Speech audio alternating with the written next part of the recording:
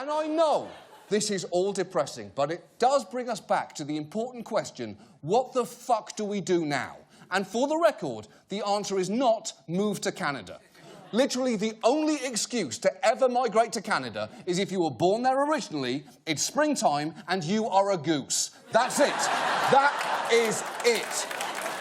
No, instead, we're going to need to stay here and fight. And not just politically in 4 years when he's up for re-election, but constantly monitoring legislation as it moves through Congress and fucking voting when your legislators come up for re-election in 2 years. But that is still below the barest minimum of what is going to be needed, because for the last 8 years, we've had a president we could assume would generally stand up for the rights of all Americans. But that is going to change now. So we're going to have to actively stand up for one another. And it can't be just sounding off on the internet or sharing think pieces or videos like this one that echo around your bubble. I'm talking about actual sacrifice to support people who are now under threat. So, if you can afford the time or money, support organisations that are going to need help under a Trump administration. For instance, if you're concerned about women's health, donate to Planned Parenthood or the Centre for Reproductive Rights.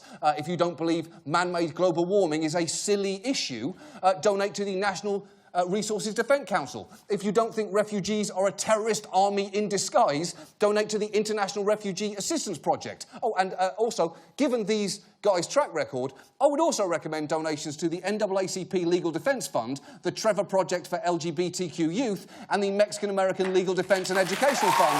Because that last one would be perfect if your compassion for Latinos goes beyond, say, I don't know, occasionally eating a fucking taco bowl.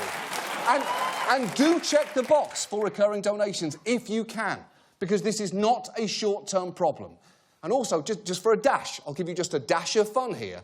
I will point out, if you have relatives who supported Trump, you can give money in their name. So consider your holiday shopping this year done. Happy holidays, Nana. The Trevor Project thanks you. And there's one more group that I would single out for help here, and that is the press. Because, as we've seen, Trump is a masterful denier of both reality and responsibility. He's a man who would kick you in the nuts and then tell you that your penis did it. So the press is going to face challenges, not just because Trump's chief strategist is Steve Bannon of Breitbart News, but also because of yet another promise that Trump made. If I become president, oh, do they have problems. They're going to have such problems. I'm going to open up our libel laws so when they write purposely negative and horrible and false articles, we can sue them and win lots of money. We're going to open up those libel laws. OK. Well, first, there is no federal libel law for Trump to open up.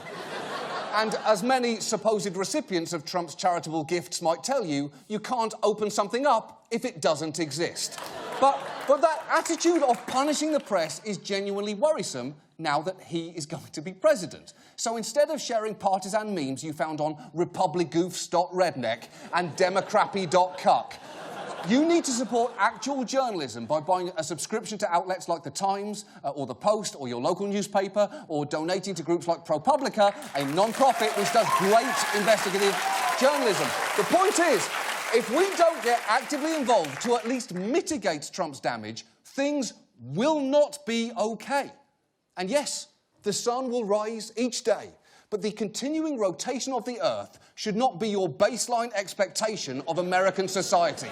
And I just need to ask you one more thing. It is going to be too easy for things to start feeling normal, especially if you are someone who is not directly impacted by his actions. So keep reminding yourself, this is not normal. Write it on a Post-it note and stick it on your refrigerator. Hire a skywriter once a month. Tattoo it on your arse. Because a Klan-backed misogynist internet troll is going to be delivering the next State of the Union address. And that is not normal, it is fucked up. And the only thing that gives me one degree of comfort is that I think part of Trump might be realising that now too. Just look at his face after meeting with Paul Ryan and getting a glimpse of what this job actually entails. Here is the genuine audio from that moment.